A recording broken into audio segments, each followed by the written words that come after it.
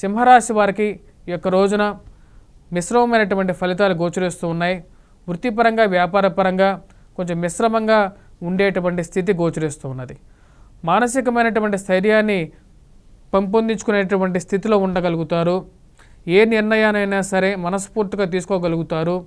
వృత్తిపరంగా మీరు చేసేటువంటి క్రియలకి ఆ యొక్క భగవంతుడిని స్మరించుకుంటూ చేయగలుగుతారు. రావాల్సినటువంటి సమయానికి రావాల్సినటువంటి డబ్బు సమయానికి రావటం, కట్టవలసిన చోట సమయానికి డబ్బు కట్టడం, పిల్లల యొక్క ఎదుగుదల, వారికి వస్తున్నటువంటి కీర్తి మానసికమైనటువంటి స్థైర్యాన్ని ఇస్తుంది.